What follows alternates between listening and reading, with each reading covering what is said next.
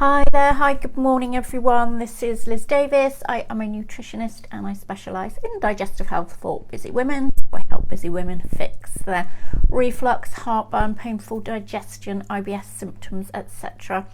Any related hormone problems, and I do this with state-of-the-art gut testing, hormone testing, and whatever testing we need, and then dietary and lifestyle upgrades to nicely bring things back into balance for you.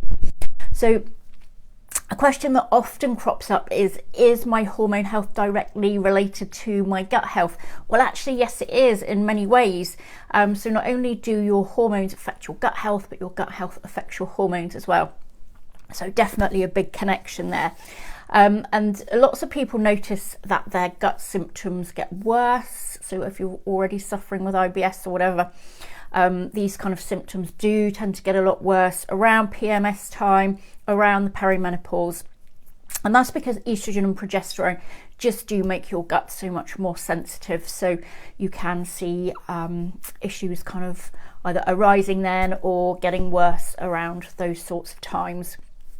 So if you've got inflammation in your gut, then that can trigger hormone imbalances as well. So things like drinking lots of alcohol, stress, medications, etc. can all increase inflammation in the gut. So although you may not be directly aware that there's inflammation in the gut, if you're experiencing these hormone problems, it's probably a kind of an indicator that there may be an issue there with inflammation that wouldn't otherwise have come to light. Also, there's factors like, for example, serotonin. 90% of your serotonin is made in your gut. And although serotonin has a different action in the gut than it does sort of in other places in the body, just goes to show that your gut is really kind of instrumental in making lots of hormones, and particularly serotonin, where that's so important for your mood, etc. So that's just another example. So basically, then hormones will impact your gut health in many ways, and then your gut health impacts your hormone health as well. So in a normal kind of scenario, your ovaries produce estrogen. The estrogen goes around your body doing what it needs to do, and then the liver deactivates it, and then it's eliminated through your digestive system when it's no longer needed. But if you've got an imbalance in bacteria, so say you've got too many less desirable bacteria strains and not enough good bacteria strains, then these bacteria can produce an enzyme called beta-glucuronidase, and then the beta-glucuronidase actually reactivates the estrogen and sends it circulating off around your system again. So you can then end up with too much estrogen. You can end up with estrogen overload, and that it contributes to symptoms such as PMS. It can aggravate perimenopause. You can get fibroids and so on.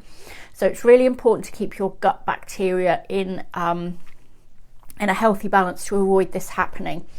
So there's a few things you can do. There's 3 quick things you can do to really help to balance your hormones and then your gut health as well.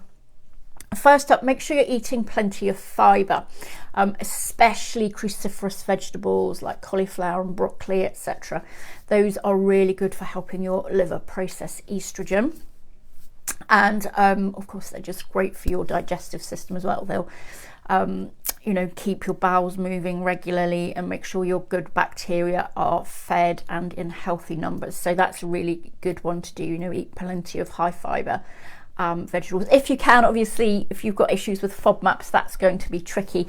So there again, that's a good reason that, if you are experiencing this, to get tested and find out what's going on with your digestive system at a deeper level.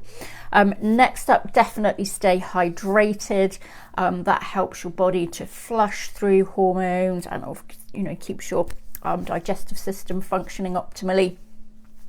And lastly, try and incorporate some probiotic rich foods, so natural yogurt, kimchi, kefir, etc. are all great for increasing the levels of bacteria, healthy bacteria in your digestive system, and should help you to see a difference there in your system. Obviously, if you've got any kind of gut issues such as SIBO, for example, if you start adding in probiotics, that can make the situation worse. So there again, if you're experiencing this kind of thing, having a gut test can really help to, you know, pinpoint what the issue is there, and then we can get really targeted with any kind of plan to support this. Issue for you. Okay, so I hope you found that interesting. If you did, then do like and share, and I shall see you next time.